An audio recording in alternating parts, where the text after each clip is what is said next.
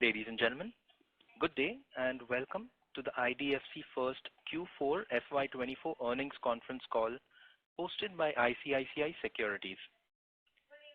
As a reminder, all participant lines will be in the listen-only mode. There will be an opportunity for you to ask questions after the presentation concludes. Should you need assistance during this conference, please signal an operator by pressing star and then 0 on your touchtone phone. Please note that this conference is being recorded. I now hand the conference over to Mr. Chintan N. Shah from ICICI Securities. Thank you, and over to you, sir. Thank you, Darwin. Good evening, everyone, and welcome to the Q4 FY24 earnings conference call for IDFC First Bank. We have with us from the senior management, Mr. V. Vaidyanathan, Managing Director and CEO, along with the senior management team. So, without further delay, I would now like to hand over the floor to the management. Thank you, and over to you, sir. Good evening, everybody. Thank you very much for joining us this evening. This is Vaidyanathan here. Good evening, everyone. I'm Sudhanshu Jain. Good evening, everyone. This is Saptarshi Bapari. Hello, everyone. Good evening. And between the three of us, we'll be able to take you through the key points about our bank and, more importantly, the outlook for the next few years. Now, when we look at the picture, we all know that India is well placed to becoming something like a $7 trillion economy by 2031 or 2030. And we know about 66% of India's economy is consumption, of which about... Hello? Yeah, of which about 56% is private and 10% is government. Now, 60% of a $7 trillion economy will be something like a $4 trillion economy will be consumption. And we feel that we are extremely well placed to participate in this extra growth. The second part is, of course, when we look at we are looking at the numbers of India's credit today, it's close to about $2 trillion. And, by any estimate, by 10 years, it should be like something like $6 trillion. So a good part of India is yet to be built. So even though we may be a new bank and early stage bank, the big story for India's growth is yet to happen, and the big story for our bank is also yet to happen. Because all we've got to participate in the incremental story, and we will still have a big part to play there. So, for example, one key change that's going to happen when this credit book for the country grows from say 2 trillion to 6 trillion, the big change compared to the past is this 4 extra trillion, which is going to come in the next 10 years, is going to come significantly from retail, is going to come from micro enterprises, medium enterprises, small enterprises, agriculture, rural India. This is one big area waiting to open up over the next 10 years. And therefore, this opens up a very big opportunity for us. There has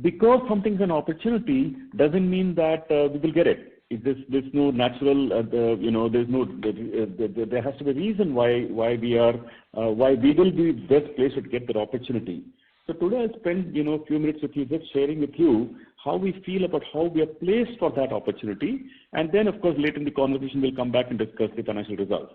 I point this picture out over the next 5 years or so because we have completed exactly 5 years from the time the merger has happened, and therefore it's a good time to just step back and talk about the next 5 years all over again. So, or say 5 to 10 years. Now, therefore, why is it that we are well placed?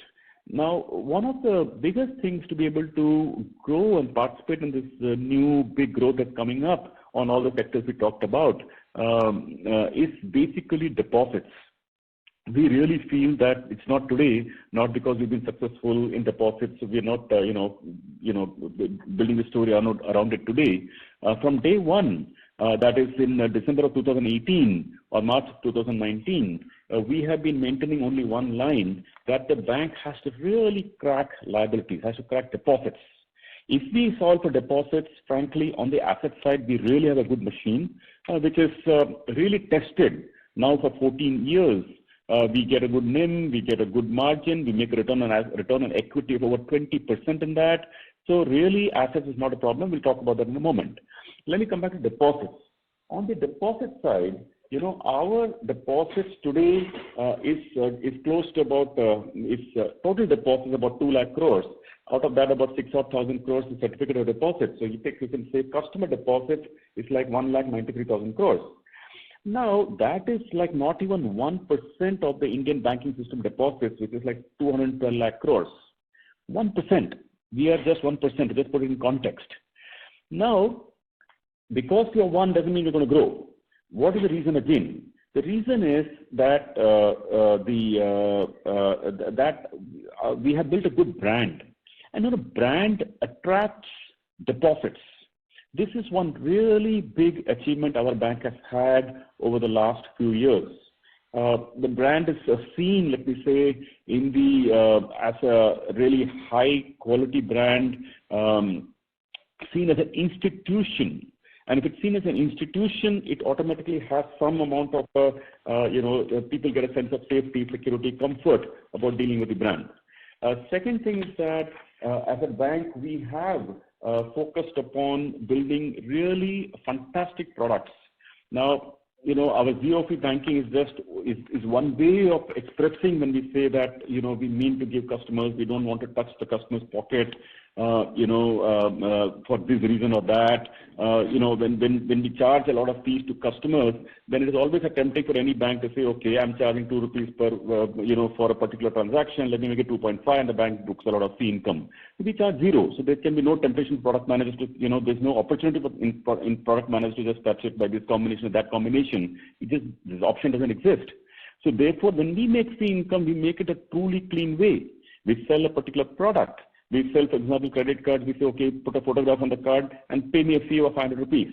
Or we sell a wealth management service and specifically charge customers fees for a particular service given. So we are building it the clean way, and then that does give a strong feeling about the brand, because while the customer is sleeping, not watching, we don't touch bank accounts by changing some terms here and there and all that. So this is very, very fundamental, and I must share with you, the success of a deposit, which all of you know are success deposits. I don't want to belabor this too much, but just want to leave one data point with you to drive it home. So our deposits, retail deposits, was 10,400 crores in December of 2018.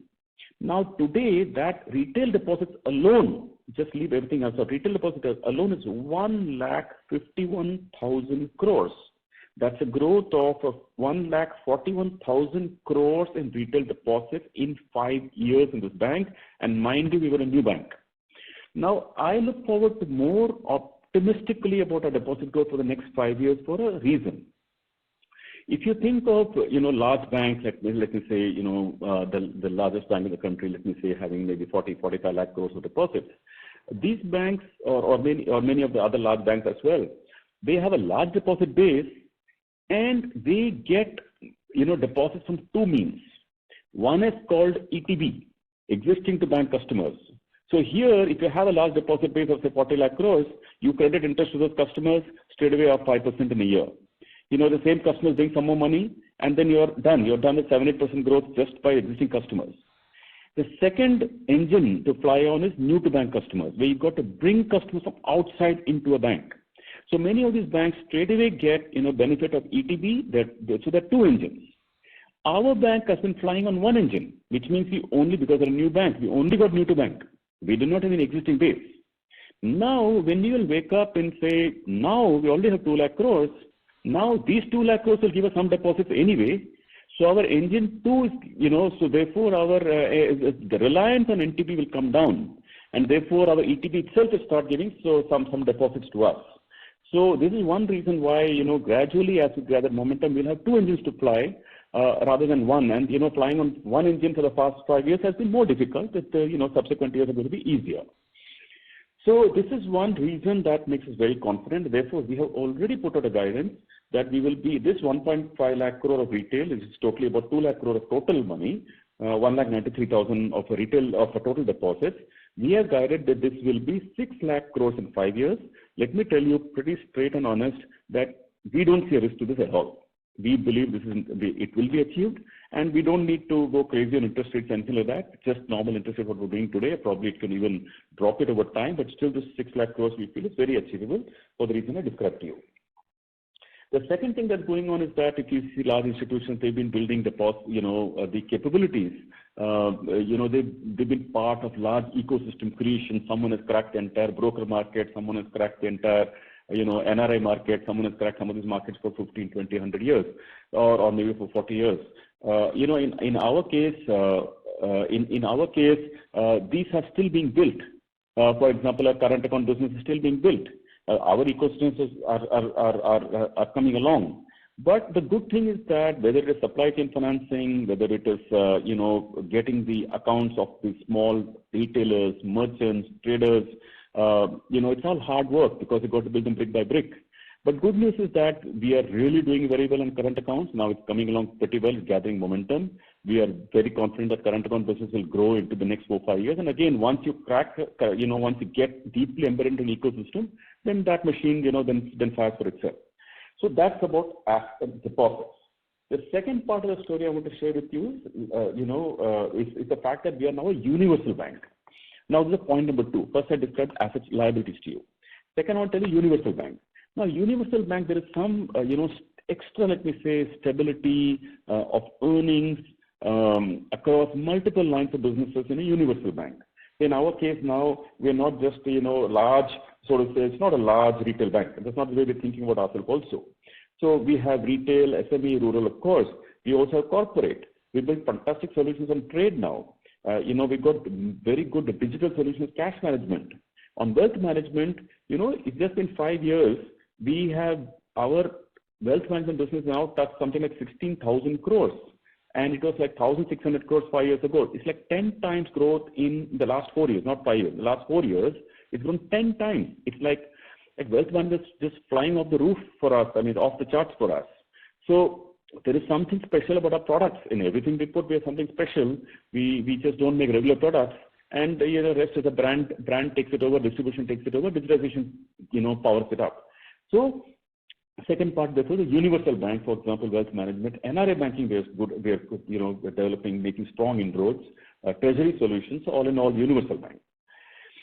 The third reason why we feel good for ourselves, again, we say that, the big opportunity is there. Why should it come to us, or why should we be able to get it? We are embedding ourselves deeply in this customer first theory. Now, we are not, trying to, chip a quick buck on this side or that side, all that I told you. And therefore, the product suits we're putting together are all customer friendly. Our people are trained to be very friendly to customers. We really take a dim view. People are found to be rude, or, they write, stupid, circular mails to customers. If customer writes an email, we write back an email, with a holding message, not responding for 2 to 3 days. We kind of look at those practices and we say, look, this is bad. We keep improving every single day. We found that our access was not up to the mark. Then we opened out so many gates for customers to reach us, through the internet, the call center, on the website. Now we put to show our ways to reach us very prominently. So we're making every way for customers to reach us. We want every way for customers we want to solve customers' issues in the first interaction. So those are things that I mean the customer friendly. Then the fourth thing I'd say is that our customer, in terms of positive culture, we're trying to keep a positive work culture in the environment, in the bank and all that. Now, the fifth thing I'd say is probably the last couple of points is that fifth is, on the loan side. Now, after all, we're raising money. Frankly, for us to raise money at 6.3% is a dream. When we were running, the previous part of the NBFC, for us to get money at, even 9.5 looked like a deja vu. And suddenly at 6.5, we feel like we're swimming in oxygen all the time. It's just so fantastic to be able to raise, 50, 60,000 crores at 6.3%. We just feel just so much in the money. Just because the amount of deposits we're able to raise, and just feels so, let me say, so easy, or it feels so nice. And makes our life job much easier. So third thing coming back to is the deposit. So oftentimes people think of our loan book and say, hey guys, listen, your NIM is 6.3. People scratch their head. How is it possible to have such low credit cost? This is a common problem that we face when we meet investors, in investor calls. We spend 20 minutes on this one subject, saying, how is it possible? We have a reason for that. End of the day, there is like 14 years, a long time for an NPA to stay 2% gross and 1% net in low credit cost. Like a very long time. We explained this by cash flow, because we're a super specialist in cash flow financing. And I think, time solves a lot of questions, and one of them is cash flow. But there is one more reason that we are specialists in rural India. I want to bring this point out to you, because end of the day, rural India is so unserved. Let me just share with you that we put out our rural financing book in the bank. If you see the slides there, you will find that the rural book is 24,000 crores. But really, in the balance book, what we call the rest of the portfolio, there is close to about 16,000 crores, which are not categorized in rural, but actually rural. Things like, they've gone into loan against property or home loans, they've gone into that categorization. But if you classify them back in rural, that's another 16,000 crores. Meaning that 16,000 crore rural home loan is shown as part of overall home loan. So if you strip them back and put rural, that's like 40,000 crores. But if you see the growth of the loan book of the last 5 years, the loan book has grown by 90,600 crores in the last 5 years.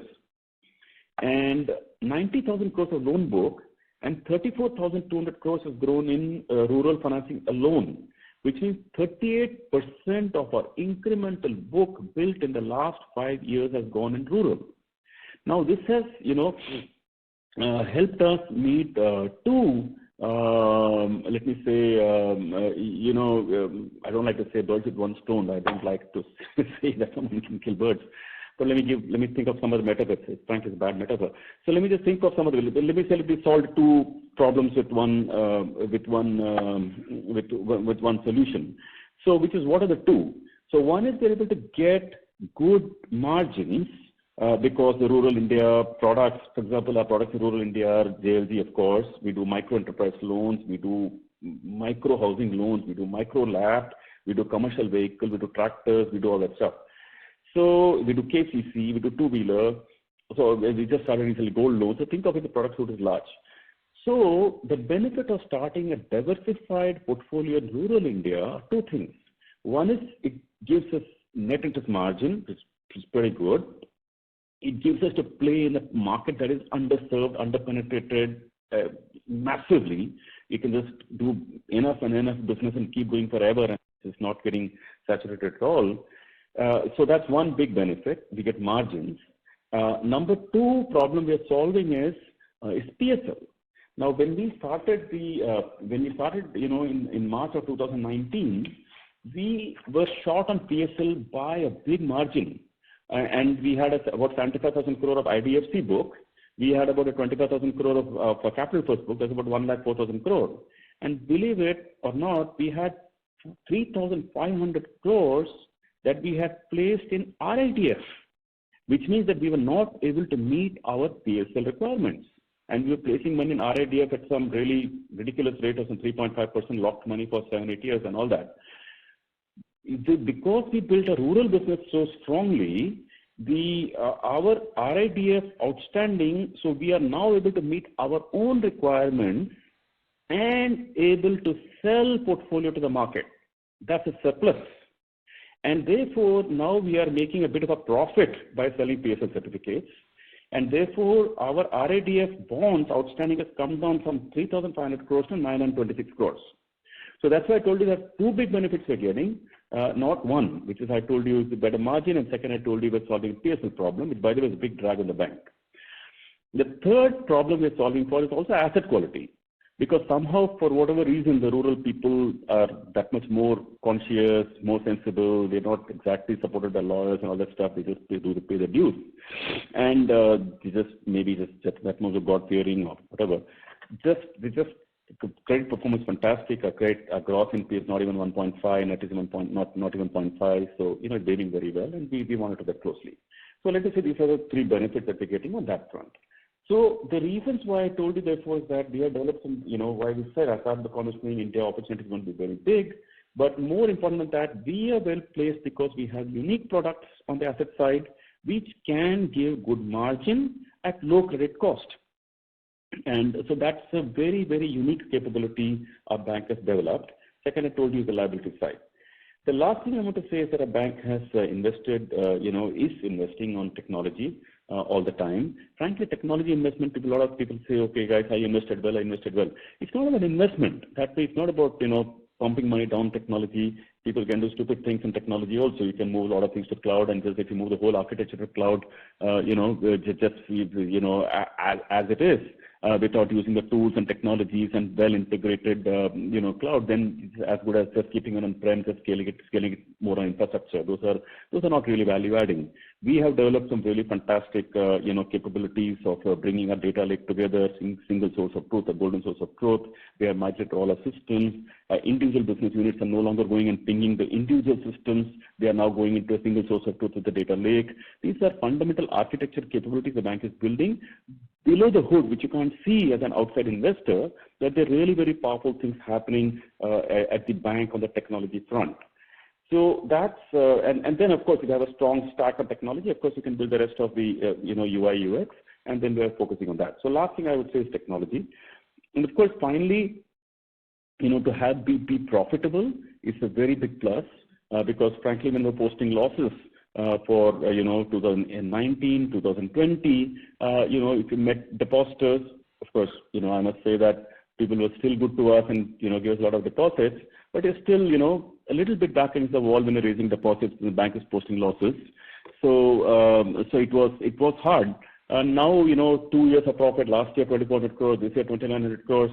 When you're talking with, that level of profitability, people also feel more comfortable to raise deposits. Our employees feel that much more, spring in the feet.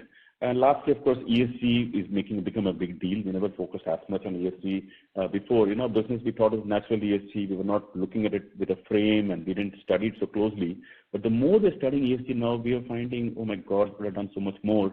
For the elimination of plastic, making the offices green, elimination couriers, moving out to email, avoiding printouts, double set printing, avoid color printing, the whole thing. It's a long list of things, but I can just say that we're working on it very seriously. But let me say it's an initiative of the last 2-3 years, and it's already beginning to show in our scores on the ESG front.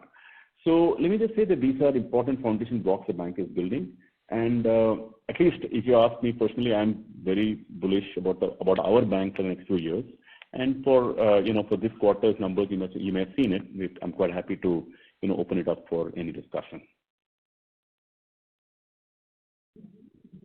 Thank you. So Sudhanshu had with him a bunch of notes. But I think since it's been 20 minutes since the call started, probably Sudhanshu, will the Q&A, or you want to go to we can directly jump into the Q&A. Or you want to make some brief comments? Yeah, so maybe I'll just touch upon some key numbers. As you would have noted that now our balance sheet is almost touching 3 lakh crores. It expanded by 23.4% on a YOY basis. The growth is largely driven by a strong deposit franchise and a growth coming in from there. You would have noted even individually the deposit book has also crossed 2 lakh crores, and so has the lending book. Customer deposit continues to be strong. You would have noted that it has grown by 42% on a YOY basis. Another area where we feel that we have done reasonably well is on the CASA front. If you see that we have been able to maintain the CASA ratio at about 46.5%. Even average CASA deposits for us has grown by 28% on a YOY basis. We continue to expand our footprint. We are now at 944 branches. We have almost opened about 135 branches during the current year. If you see on the high-cost legacy borrowings, we continue to repay those. That has come down sharply, almost by about 6,000 crores in the current year. There's a runoff which is scheduled of about 7,000 crores, which will happen into the next year as well. The incremental credit to deposit ratio has been 76% for us, so that's largely driven by a strong deposit which has been coming in. The cost of funds for the quarter has been stable, if you would see, at about 6.43%, largely stable over last 2 quarters, while the cost of deposits have slightly inched up by 7 basis points during the quarter, but some benefit came in because of the runoff of the high-cost legacy borrowings. On the funded assets, the growth was strong at about 25% on a YOY basis. We have a very diversified business in a product segment. We have given quite a lot of details in the investor presentation, maybe that can be referred to. The infrastructure book, which is a rundown book, now is sub 1.5% of the total funded assets, and the book is only now about 2,800 crores.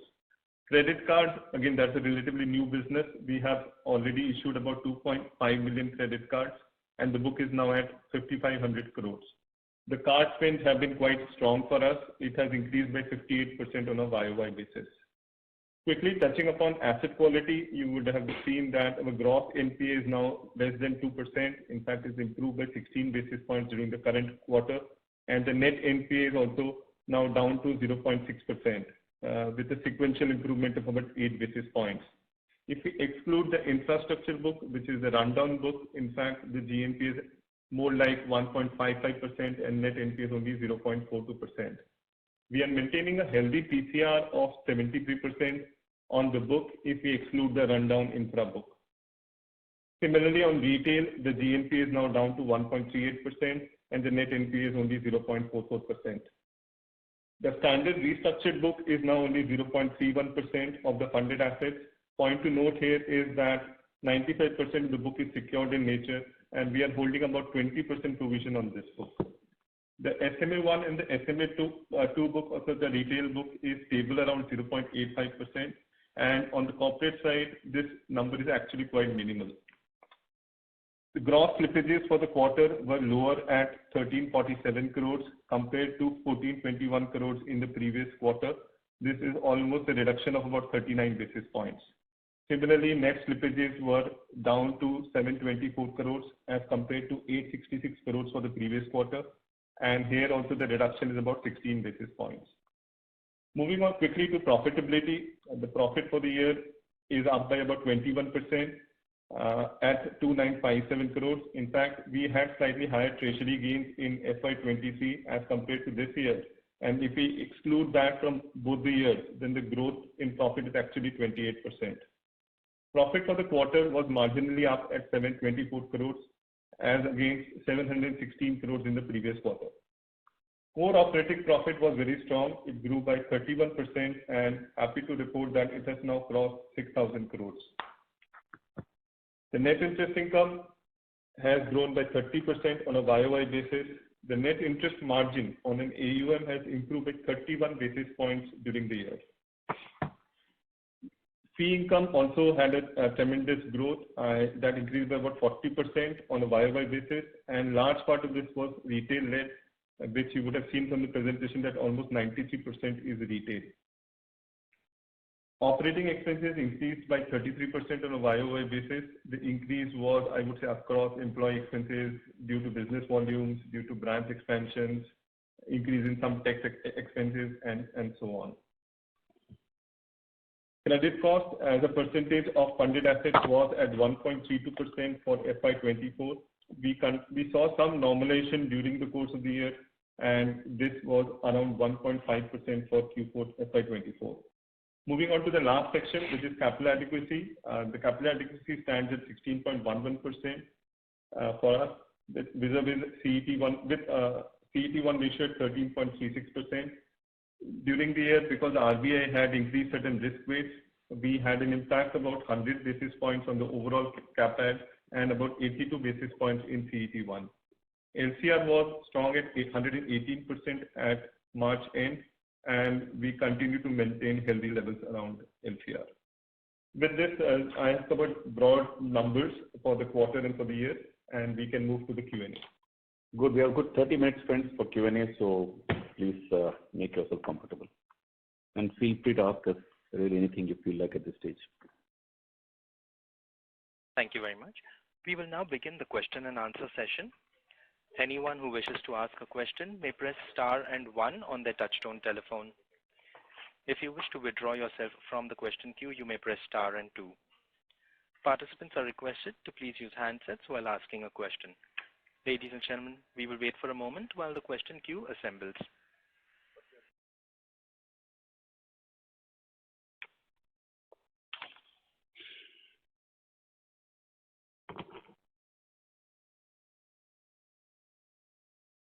We have the first question from the line of Pritesh Pump from DAM Capital. Please go ahead. Hi, sir. Good evening. Congrats on a very, very steady quarter. Two questions from my side.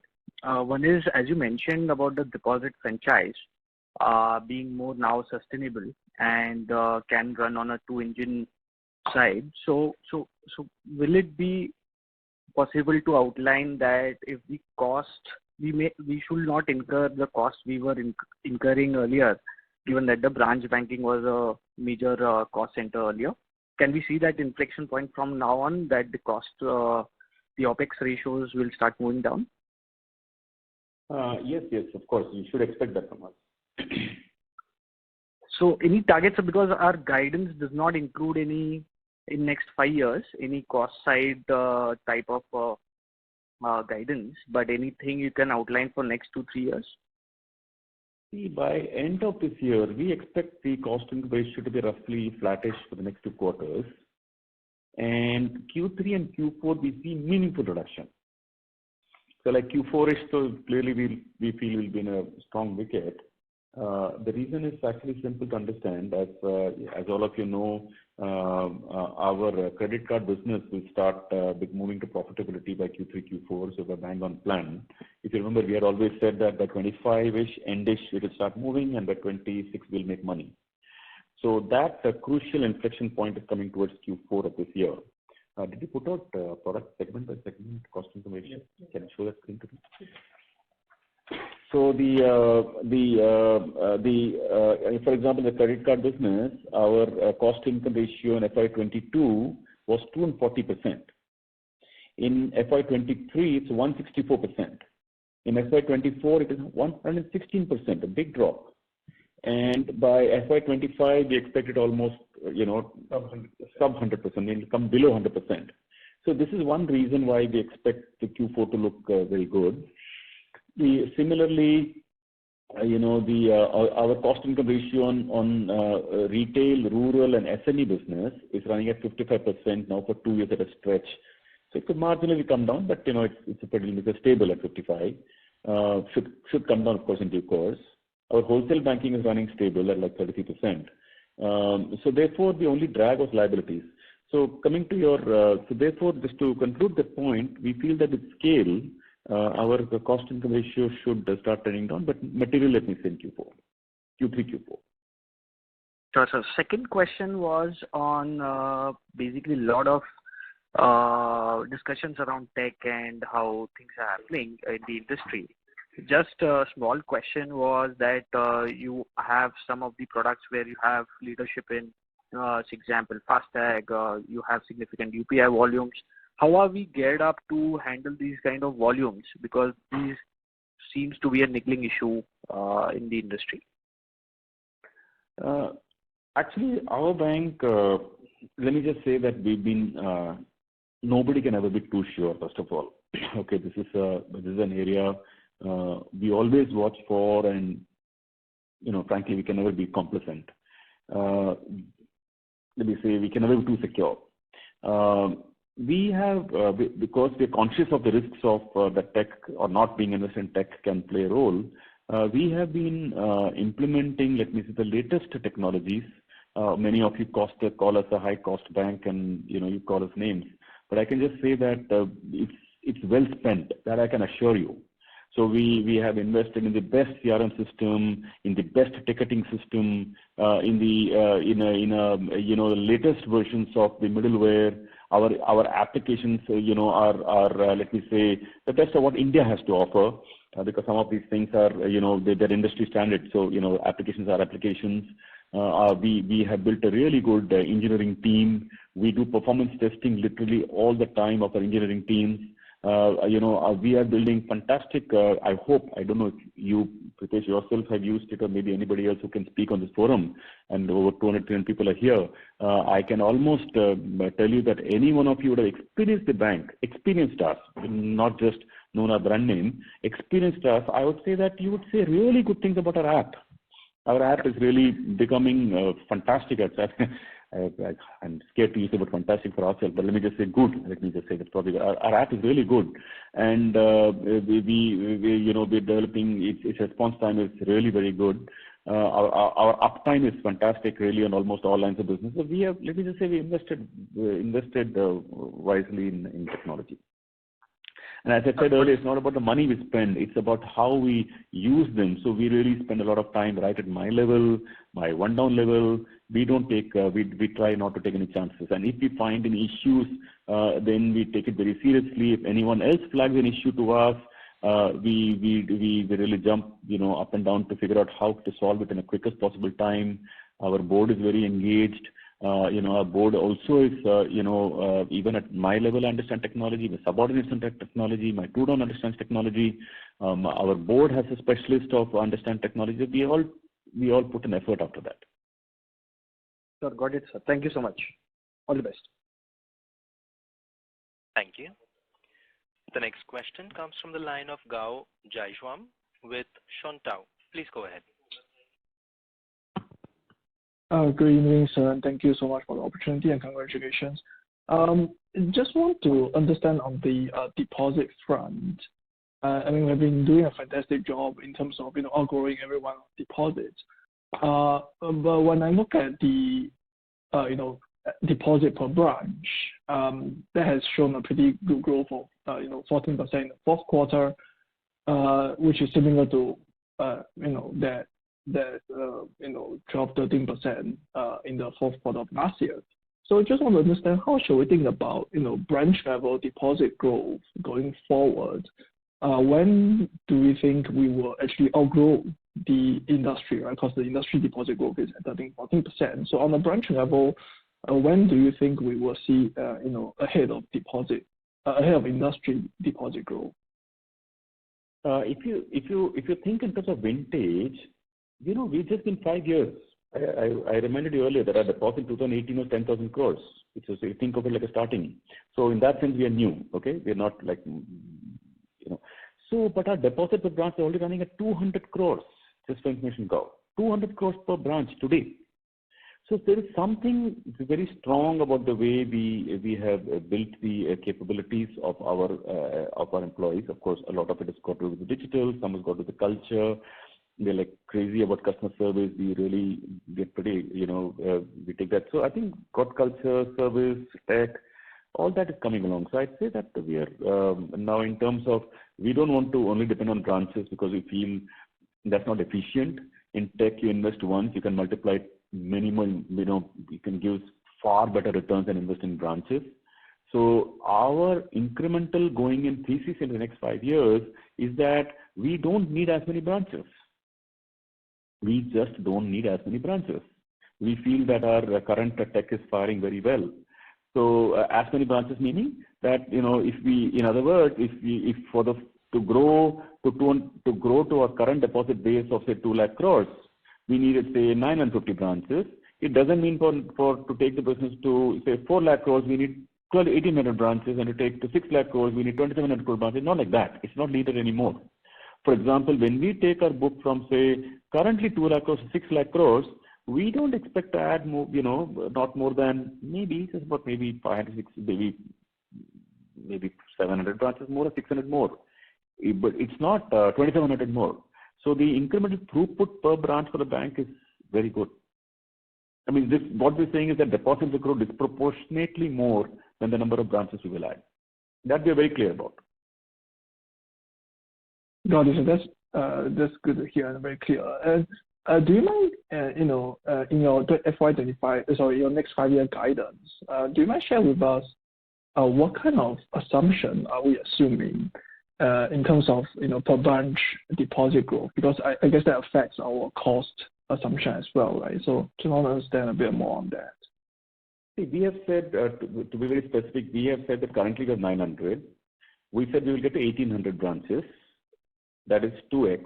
That is 900 more for 4 lakh crores of deposits. Today we're 2 lakh crore. We're going to say we're going to add 4 lakh crore of deposits by adding just 900 crores more. So which means that our branch productivity is going to double on our incremental branches. That's briefly the way we're thinking about it. Frankly, we feel internally we are feeling very confident about this. There is in our senior management, if you were a fly on the wall, if you just walk across any branch and talk to, I really invite you, please, many of you on this branch, please walk across any of the branch, talk to any of our branches and staff, befriend somebody whom we want to know, and talk to them how the bank is doing. They will tell you how the bank is doing. The feeling is very, very nice within the bank. Got it, sir. And last one is on the credit cost. How should we think about the credit cost going forward? Obviously, we are kind of normalizing back slowly, right, from a very depressed level, similar to the industry.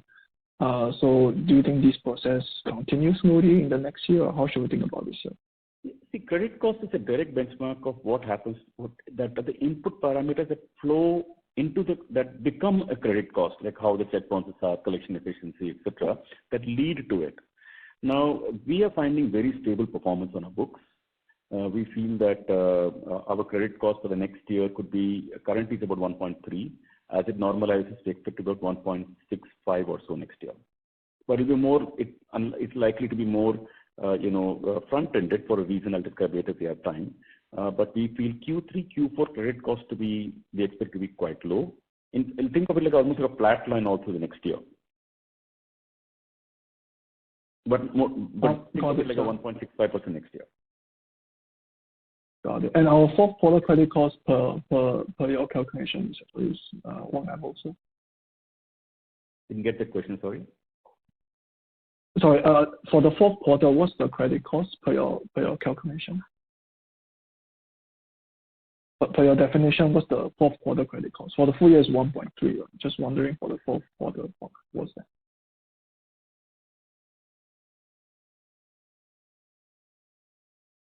Ladies and gentlemen, the line for the management seems to have disconnected. Please stay with us while we reconnect with the management.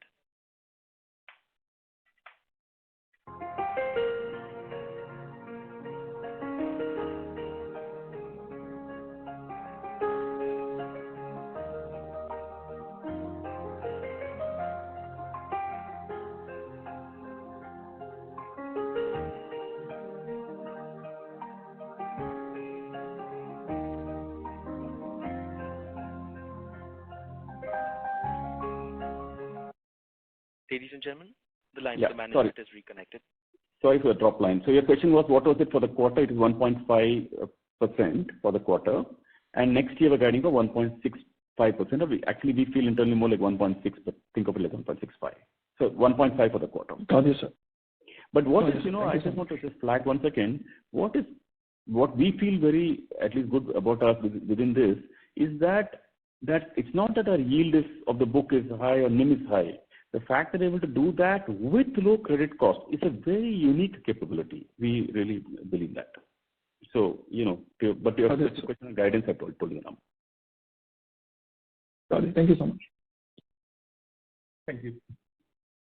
Thank you. The next question is from the line of Deepak Vora from Premier Capital. Please go ahead. Yeah. So good evening all. I really thank you for the opportunity. And first of all, congratulations on the result. My question is largely on the cost to income ratio again. Although, we have come down from the levels 5 years ago, but I feel that we are still at a much higher level than the guidance shared during the merger, which was around 55%. Also, if you see the financial year 24 versus 23, on an annual basis, the cost to income has actually gone up rather than scaling down. And in the last year, we have made a significant investment for the BCCI sponsorship. So I just wanted to get a better understanding on what drove the higher levels for financial year 24. Yeah, so if you see, cost to income has been, we agree that it has been stable during the current year. It has not improved that significantly. But if you see, in the previous year to that, we had an improvement of about 500 basis points. As Vaidya said that we expect cost to income to meaningfully come down starting H2 because of legacy liabilities sort of coming off because of credit card moving towards profitability and many other factors. So we know this is a one key deliverable for us and we expect to better on this front as we move along. Thank you. Thank you very much. Thank you. We have want to flag one more point to you. Everything we're building in the bank, I understand many of you are concerned about the cost at the bank. That's right. The thing is that trend line is good. Of course, this year we didn't do a good job in the sense it just flattened out. Interest rates went up, and that kind of chewed a little into the margin. Otherwise, we could have done better. But still, having said that, let me just say that everything we're building in the bank, we're thinking long, and this is super important to note. For example, there was no pressure for us to have launched credit cards. Well, we could have lived without credit cards, and life would have been okay. But then, we would have paid a price when we woke up in 2025, 26, 27, 28, when we would have started to launch the credit card business. We'd have to come back and be defensive, or, the numbers would be going the other way around when it's supposed to be improving. So we just launched so many lines of businesses, whether it was gold loans, whether it was, Kisan credit card. We launched a prime home loans, which is also, by the way, a drag on the bank at this point of time. Is not making any money. It is just because that's the way the long-term nature of these products are. For example, with a home loan, you book all the DSA payouts and cost evaluation, everything upfront today. The money will come when it comes over the life of the contract. So, but we are not holding back. We are building what we have to build, because otherwise the future will be difficult for us. So prime home loans we started, credit cards I give the example, then education loans we started. These are commercial vehicles, don't meet a PSL requirement. They are all negative products today. They are not making any money. In fact, they're negative. We started cash management business, a lot of technology build that goes into it. We started trade finance solutions, we started a lot of builds for that. Forex solutions we're building, negative drag on that. Gold loans we started, negative drag on that, losing money as of today, but it will not lose money forever, but just a build-up stage. We have 1,000 crores. So KCC, I told you, farmer loans, tractor loans, wealth management, FASTag, Forex card, you can name the list of products we're launching one after the other inside the bank. They all lose money initially because everything needs a scale of time.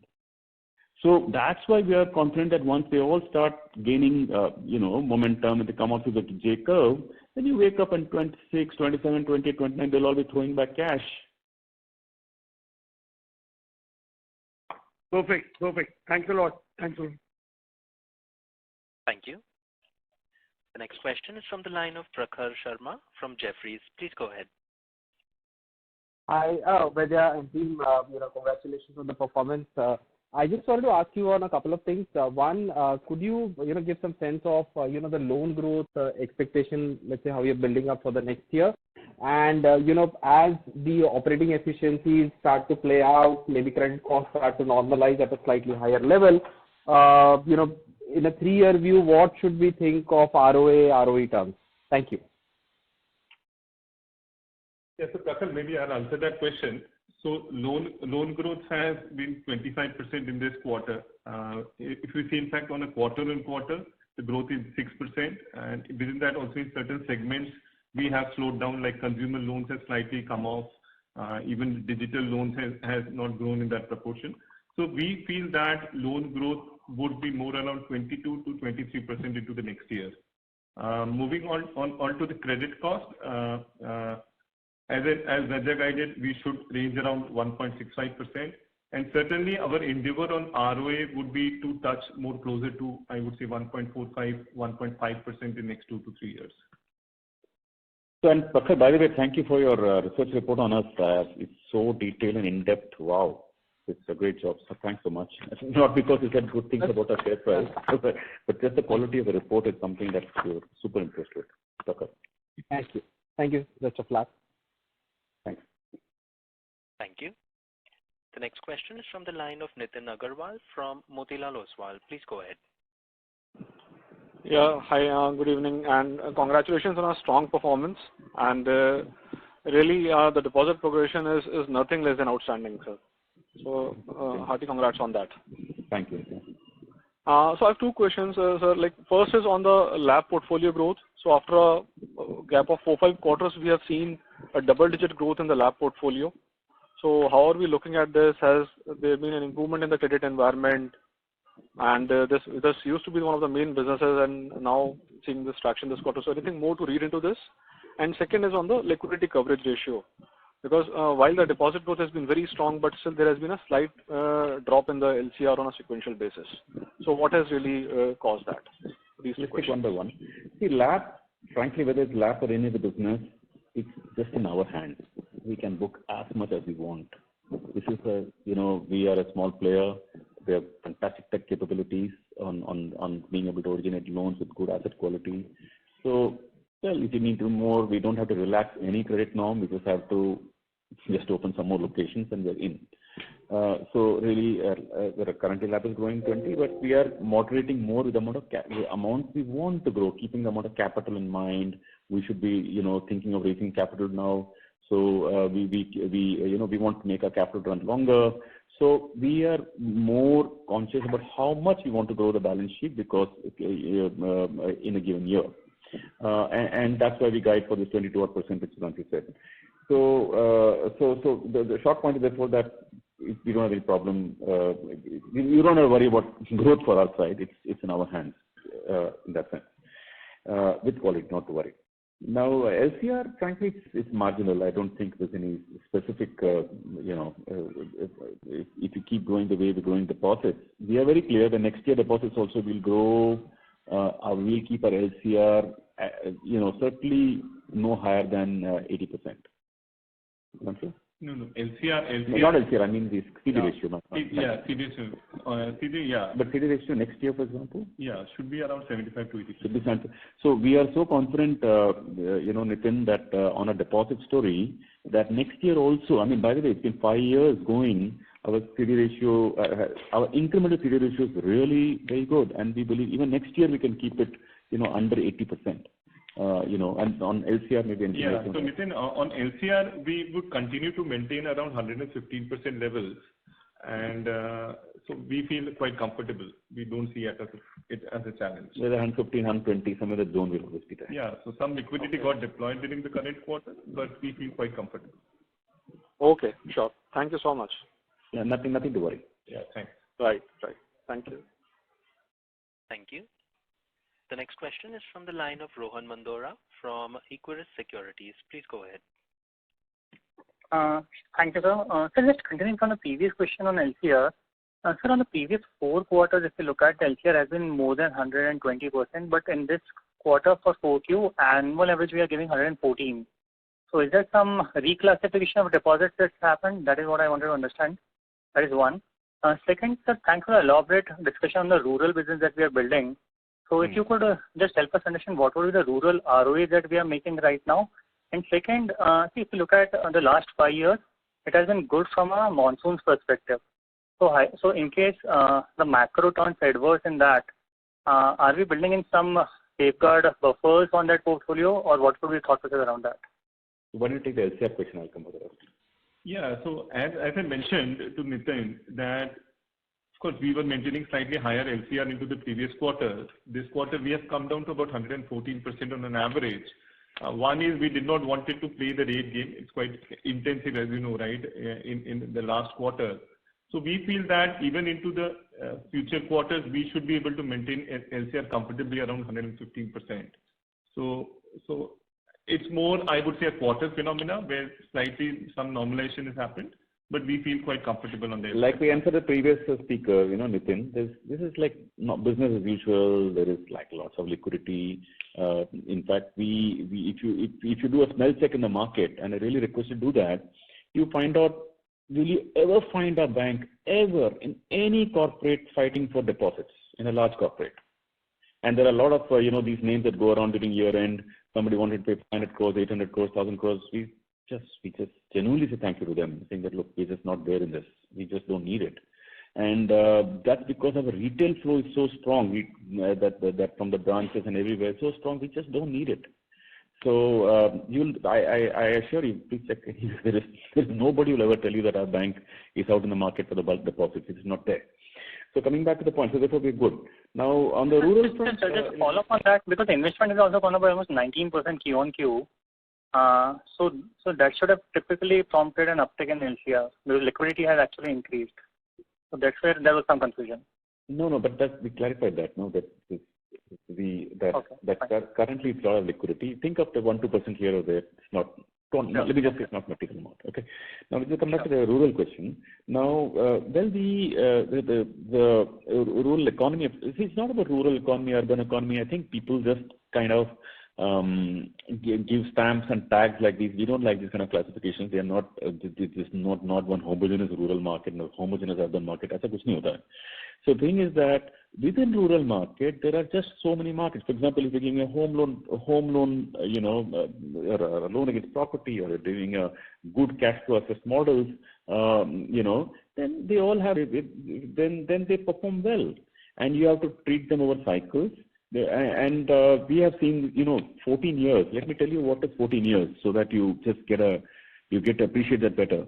Every loan, every month is a cohort to track over a life cycle. 14 years means, just think about it. That's the number of cycles we have gone through, not just 14 years cycles. Every year within that 14 years is a cycle. So we've been through just so many cycles. We understand this economy very, very deeply, whether it is a rural housing or a rural home loan, or or urban home loan, or urban rural market, or micro enterprise loans. Our JLG business was happening even before the merger happened. Merger happened in 2018, but my predecessor, Dr. Rajiv Lal, thankfully had acquired a JLG company called, I think, Grama Vidyal, and that turned out to be a phenomenal company for us. And I often thank him, heart of hearts, man. Thank God he gave me good franchise there. So we've been tracking this very, very closely. So the main thing is systems and domain knowledge. Systems and domain knowledge. Systems are systems. There's no substitute for good systems, but good systems plus domain knowledge. Don't worry. I mean, if there's anything to call out, we'll call it out also. We will be totally honest, transparent. As you know, you've been with us for many years. Hopefully, many of you are. We've never hidden problems. If there's an odd issue somewhere here, we'll point it out. Nothing as of now. Sure. Thank you. The next question is from the line of Kunal Shah from Citigroup. Please go ahead. Yeah. Hi, sir. So this entire breakup in terms of the cost to income, if you can highlight in terms of the proportion, how much would be getting into the credit cards and the liability of the total cost of 60,000 crores, just trying to see in terms of how much of leverage can it bring about in terms of the overall cost to income as and when it normalizes. I don't know the number offhand. Kunal, we are not calling out that number, but when we are talking about credit cards, we certainly see the trajectory improving there. And on liabilities also, why we saw some uptick during the year, because we have put out more branches and so on. But we expect to sort of improve on these numbers. Our incomes from insurance, selling of third-party business are improving. We have still some ground to cover there. So I feel that with a combination of better cross-sell, distribution of asset products from branches, insurance products and so on, we should continue to get an uptick on the fee income, as well as our costs should normalize on the liability front into the next year. And Kunal, let me add one more point to you, and thank you to everyone hearing this call. See, we talked of a long-term picture, like 5-8 years. We said, look, India will grow like that, and we believe we will do well in that for the reasons I described earlier. But let me just give you a short-term view, like a 1-year view, so that you know what to expect from us. Now, what our view is that these next couple of quarters we should expect, maybe next quarter, you should expect flattish kind of performance from us on a earnings front, or somewhere in the zone. And maybe, Q2 should see some improvement, but Q3 should see good improvement, and Q4 should see strong improvement. So it's going to be very back-ended this year, and I'll describe that reason also to you, and if you understand the reason, then you feel comfortable. So that's why I mean to give you a short-term guidance. Now, it goes like this, that, in the first quarter, of course, we'll get salary increments and all that stuff, which of course happens to everybody. Then second thing is that, but it does cause a temporary, slight touchdown to the numbers. The second thing, but more important, I called out last time, and I'll say it again to you, about FLDG.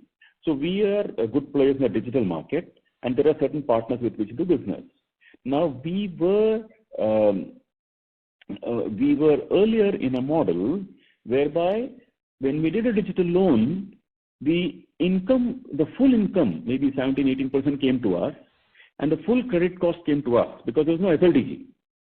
Now, recently, the FLDG is permitted. Now, what did we do? It is a good thing in the interest of the bank in the longer run to move to a model where the partner absorbs the credit cost. But it works both ways, so that the partner wants the income today. So what we are doing is that this quarter onwards, and that happened as far as the quarter that will come up in the next 2 quarters, you will see a payout to that partner. But so therefore our OPEX will go up in Q1. But what will happen is that when Q3, Q4, this is about the short-term loans, the 6-month loans kind of stuff. So when Q3, Q4, when the credit cost will come on those loans, that credit cost will be incurred by the partner, not by us. Therefore, you will see that there will be so the credit cost in Q3, Q4 will be quite low and benign, and you will suddenly see a PAT shooting up in that time, or going up in that time is probably a better word. And Q1 you will see our cost because they're going to pay the partner is going. So this is one reason this FLDG. Second thing, liabilities. We'll be paying off some 7,000 crores of liabilities at 9% in Q1, Q2. So you will see by the time Q4 comes, you will see that benefit will come to us. Credit cards, of course, Sudhanshu said and all that. So you should expect, a moderate performance from us, next quarter, but and I mean on profitability front, and then take off during the third quarter. So please factor this in your mind. And many people have put up research reports on us, and we'll hope not to disappoint you on that. On the overall number, I saw Prakar's report recently. We'll try not to not to disappoint you, and we'll be somewhere there hopefully. The other thing is that so that's on the on this front, on how the FLDG and the story etc. plays out. The other thing is that like I told you, we are not binding ourselves to exactly what the markets are expecting, etc. I'm just making it very plain to you. We are building for the long run. If something is important, we will invest. We will just go and just do it, and like we've been doing. And it's important to be disciplined. We don't waste one penny, but we are building for the long run. We'll build, we'll build what we have to build. But I can only tell you the long-term result of our approach will be very, very good because we'll come on a very good platform. Sure. Thanks. This is very helpful. And secondly, in terms of the core PPOP, so you clearly articulated the trajectory over next 4 quarters. But looking at maybe what you are targeting 1.4% ROA with almost like say 1.65% credit cost. So ideally, when we look at the PPOP from 2.25, 2.3 odd percent, what are the levers which can take it up further, say from here on? Will it be more of cost to income, or maybe still there is some, so obviously some borrowing repayment will help in terms of the NIM trajectory. But besides that, any other levers available, because the income is also upwards of 2 odd percent, margins are also at this level. So will it be largely cost to income? Largely, let's say cost to income, but also, see, frankly, when people look at cost to income, they often miss a point that cost to income is a derivative item. It is not it's not an input item. Yeah, okay? So cost to assets, broadly, if you have to look at cost to assets. Yeah, whichever we look at it. I'm saying this is all the way to look at it is that, are the incremental unit economics strong? If you look at how our PPOP has grown, and over the last 5 years, on the 40% increase of PPOP average. So there is, I'm going to pull out the particular page where I talk to you. You see our loan book has grown at a compounded rate of 13% over the last 5 years. 13%. So for a normal bank, what should your PPOP be growing by? You take any bank. Typically, the PPOP grows at a rate of, usually, the PPOP grows at the rate of book. But you know what is unique about our bank? Our PPOP has been growing at, our loan book is growing by 13%, but PPOP is growing by 40%. How is this magic possible? possible because only incremental book is more profitable in the past. Yeah, it's more retail. Yeah, retail driving the overall. It's profitable. It must be throwing more money to the P&L. Otherwise, how would book grow by even this year? The latest quarter that went by, the latest year that went by, even in the period of interest rates went up, everything happened. Our PPOP has grown up by 31%. Loan book grew by 25%. How did this magic happen? Just think about it. 25 is the loan book growth this year. The operating profit is on the 31. So this kind of a story is clearly telling you this. I'm telling you latest quarter. So this is something that's telling you that the fundamentals of the bank are really very strong. We have to be just patient, not get in a hurry and not become a please all people. Stick to discipline and build this book patiently over the next 2-3 years. And this is how this magic happens. If you're stable about it, 1 or 2 years, we'll find our ROA will probably be stable. Your R 1.1 will probably still be 1.1 next year because it still is a fund, we'll build it. But when you play the same stroke over and over again, and this joy of the fact that PPOP grows 30 and the book grows 25 or 22 or 23, when that jaw continues to open, you do that year after year into 25, into 26, into 27, and 28. Suddenly you say, "Wow, this bank is now is just fantastic," and the numbers will look very good. But I am really requesting all of you to be calm about this and patient about this because we are building to a plan. We are sharing our plan. And you can read the incremental economics. You can talk to our people. You can do all your research. I am quite confident that this will this will smell right to you. Okay, great. Yeah, thanks and all the best. Yeah. Thank you. The next question is from the line of Vikram Subramanian from Marshall Wace. Please go ahead. Hello. Hi, sir. Thanks for taking my question. Just wanted to check on the growth guidances. So you had mentioned 22 to 23% advances growth with incremental LDR of somewhere close to 80%. So should we assume 28 to 30% deposit growth for FY25? And do you think that is internally achievable? Just some comments on that, please. Yes, easily achievable. Okay. Another question. We grow deposits by slightly above 30% and achieve those numbers.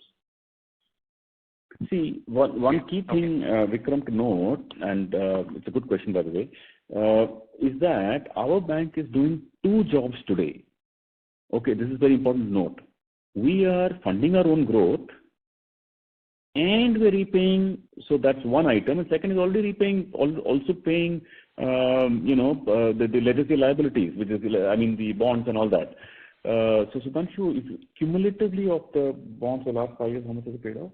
29,000. So 29,000 crores we paid off. How did we get 27,000 crores plus grow our loan book? So we are having to do 2 jobs today. So after end of this year in 25, we would not have to, most of the legacy liabilities will be paid off. So when you wake up in 25, 26, at that time we'll only need to fund our growth. We don't even need a growth, deposit growth going at, this pace. So this is a very important point actually. So therefore, the pressure on the bank to raise deposits also come down. Let me say, certainly after 27, 28, 28, 29, we have only one job, just fund our growth. We don't have to pay up any past dues. So in fact, bank will breathe easy. Maybe, God knows, depending on the environment at that time, we may even bring down rates. We give it a good probability that we will do that, and that's how we'll play it. And that could actually add to the margins at that point of time or profitability and all that. So. Sure. Thanks for that. So that was clear and good to know. Just another question. Sorry to harp on this liquidity coverage ratio. I guess a couple of other participants asked as well. Just not able to reconcile this almost 7 percentage point fall in LCR despite deposits increasing 9-10% QOQ, and liquidity on the balance sheet has also increased. So are there any change in the buckets? Not able to understand that. Why don't we just, two people ask this question. Why don't we just come back to you on this? But Sudhanshu's answered it a couple of times. I tried on a couple of times. So maybe we're not able to add through this one. But is there anything else you want to add, Sudhanshu? No. As I said, I'm saying 115% itself is a very strong number, and there would be some short-term. So because LCR is generally within 1 month, right? So there were some borrowings which sort of came up for repayment. As I said, we didn't want to play the rate game. We could have mobilized some more funding to sort of keep the LCRs at higher levels, but we chose to maintain LCR at around 115%, and we feel that we'll be comfortably able to maintain it even going forward. So RBI requirement is 100%. So I'm saying we also have to optimize on liquidity. So I feel that if you're maintaining around 115%, that should be broadly okay. And believe me that our deposits are granular. If you go and see the LCR disclosure, deposits from retail customers, from small businesses, those ratios are quite steady. While the overall customer deposits have grown by 41%, these segments have also grown, I would say, at least at that or slightly better. So you should not get too much worried on the LCR front. And I'd say one more thing, to go back to the previous question either you asked to one participant. The thing is that why is it growing deposit at 40%? I told you we're having the growth need as well as the past liabilities. So we have right now about maybe 13,000 crores of the legacy liabilities. 12,000 crores. And also there are some more liabilities like bonds, etc., which were not legacy, but we borrowed after the merger happened. That's like close to 15,000 crores. Okay. So this is because it was available at a very low rate during COVID, so we took it. Now, during the next couple of years, we plan to even pay that off by deposits, not the borrowing. So therefore, you will see us grow deposits strongly over the next 2 years, and for paying off both legacy borrowings. I mean borrowings, by the way. I mean the bonds and loans. So we'll pay that off with deposits. Next year also we'll do that, both the legacy as well as this one. So we'll pay off everything, and then we'll be a deposit-funded bank. So this is the reason why for next couple of years we'll see us raising it. After that, like I said earlier, that we'll slow down the growth of deposits, and then life will be relatively easy. By the time engine 1 will also be firing, engine 2 will be firing, because existing stock also deposits will be like something like 4 lakh crores. Well, 4 lakhs will give us probably about 40,000 crores just like that from existing, maybe it's not 40, maybe 30,000 crores will become existing stock itself.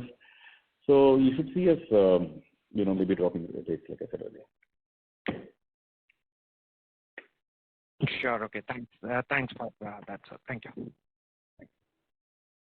Thank you. The next question is from the line of Sonal Minhas from Prescient Cap Investment Advisors LLP. Please go ahead.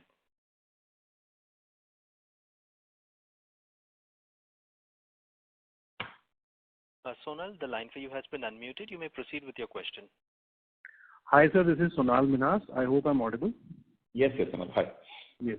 Hi, sir. Sir, again, great set of numbers on the deposit side. I think that's been like the standout trend for the last 4-5 years. And thanks for including disclosures on the NPA side as well, segment-wise. I just had an observation on the same slide number 42. Our slippages have been in the range of 2.75 on an annualized basis to 3%. And the NPAs, as we see, are between 1.5 to 2%.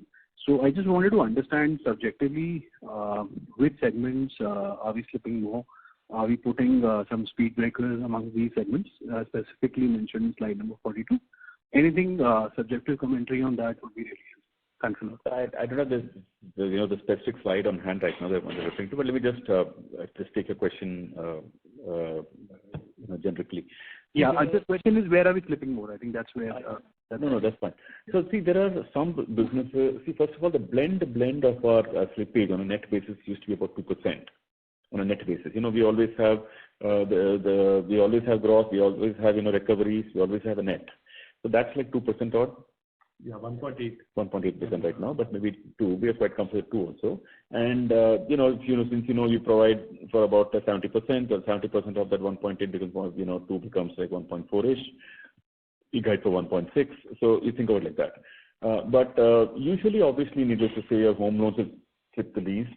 Your home loans will probably slip the least because they just the nature of that the cash flow assessment and customer profiles are obviously are of a higher income profile. The more you go down the pyramid in the customer income profile, like your two-wheeler financing or let me say consumer durables, etc., you'll have higher slippages, higher credit cost. But we think of it in a very disciplined manner. We don't want to.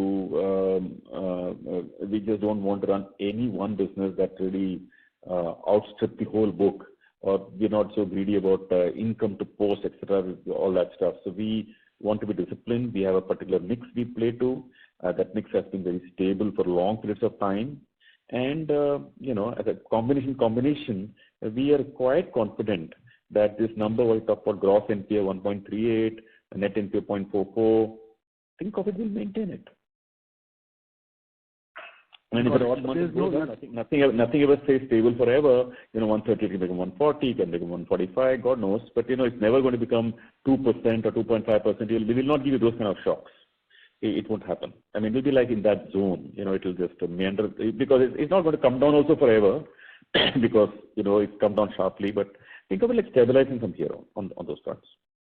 And just to add, as you would have seen that slippages have slightly come off, but there is also, in terms of credit cost, there is also a function of recovery, right? So while you may not have slippages, right, which sort of increase, but we are seeing that we had slightly higher recoveries in last couple of years, including the current year, which came from a COVID book, right? So, COVID book meaning the book that got charged off during COVID. Does not mean the provision taken for COVID which are reversing. That's not that. Yeah, those are buffers basically. Policy. We're getting recovery. We were getting recovery from that, not now. So as some of this is tapering, you are seeing some normalization of credit cost. Yeah. Understand that. And so just a request, you've been brilliant in your disclosures and your deck as well. Typically, like good banks, like I've seen in their decks, they have a good opening, closing schedule of NPAs where you add back slippages, where you have technical write-offs, you have provisions, all of that in a single slide. I understand you started, I think, reporting the gross slippages as a footnote. If just the schedule of the NPA at the opening closing level, which is like, I think, pretty standard for good banks, if you could include that in the deck, that would be great. That's just a small thing from my side. No, we'll definitely do that. Sure. Thanks a lot from my side. Thank you. But on slippage, things are, pretty good. So, understand that. Just one point I want to explain to you, for example. So if you see one of our slides, we have disclosed now for 24 months in a row, we have given our collection percentage. Now, you see the number of 99.5 there.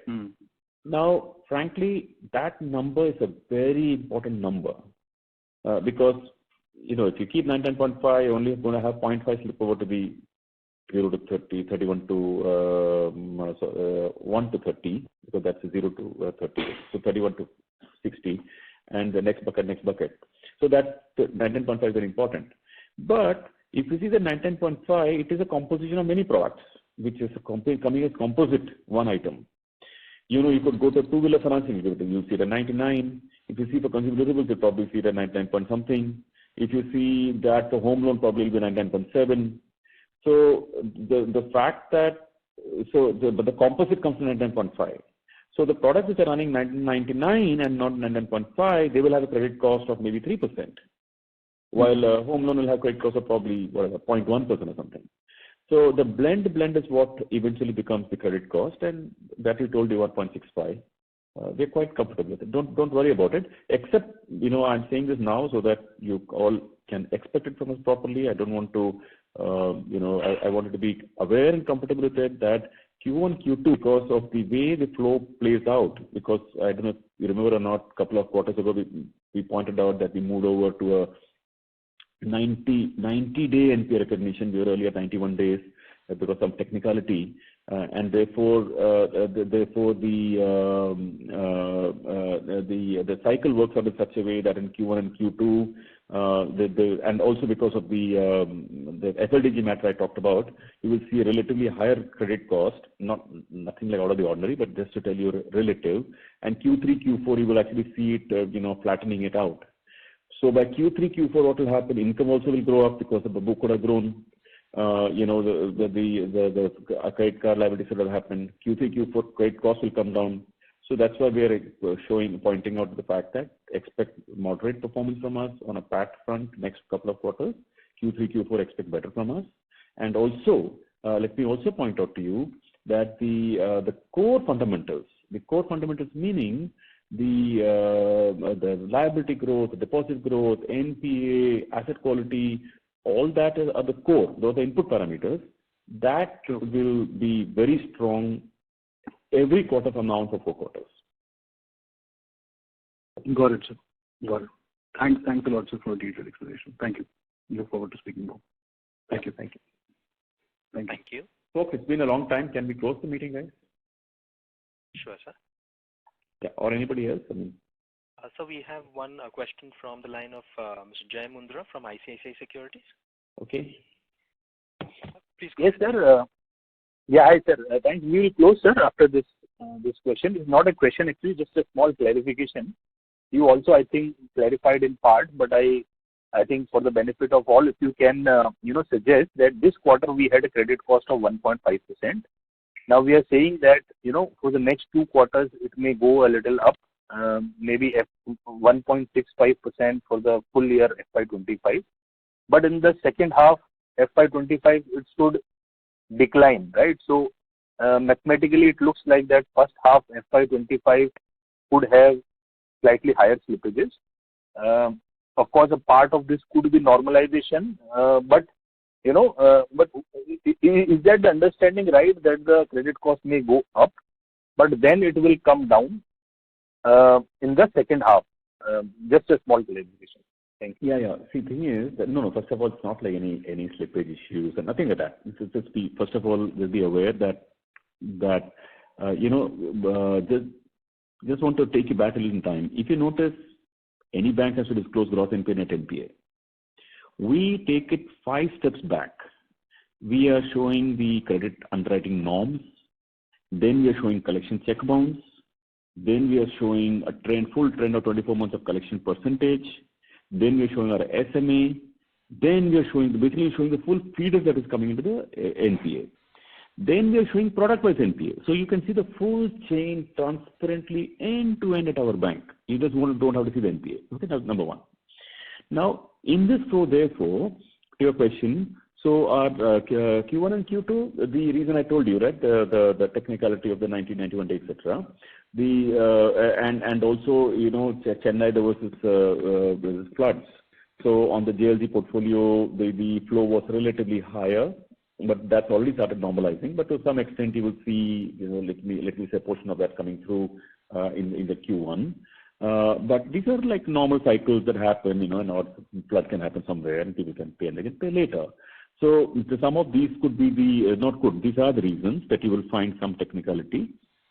But so therefore by Q3, Q4 anyway, like we said, if the fundamentals are strong and flows are strong, meaning the collection percentage continues to be like this, nothing will happen. The Q3, Q4, nothing will happen. Meaning by Q3, Q4, you will see some normalization, and you will see FLDG being absorbed by partners, by the FLDG partner. So therefore, Q3, Q4 will look good, and Q3, Q4 will not look like horrible anything like that. Just be a little more elevated, but nothing that will disturb you so much, anything like that. Understood, sir. Sir, that is very, very helpful. We will close this call. If you have any closing remarks to make, please. It's not very closing remarks. Thank you, everyone, for coming on a Saturday. They called back for almost 1.5 hours. Thank you for being patient, and have a great weekend. Thank you very much. And, this is a full 5 years. The merger happened in December of 18. So March 31, 2019 was the first, financial closing. So this is exactly 5 years. You've been very patient with us, I must say, very, very patient. I don't know, we've enjoyed a lot of your goodwill, and we want to, even when numbers are like really bad, not just the bad loans, our operating profits are very bad initially for the first 2 years. You supported us even then. We feel that we thank you for that, and we feel that next 2, 3 years, 4 years, if we stay steady, we will live up to our we'll live up to your goodwill and trust. Thank you. Thank you. Thanks, everybody. Bye. Thank you. Thank you. On behalf of ICICI Securities, that concludes this conference. Thank you all for joining us. You may now disconnect your lines.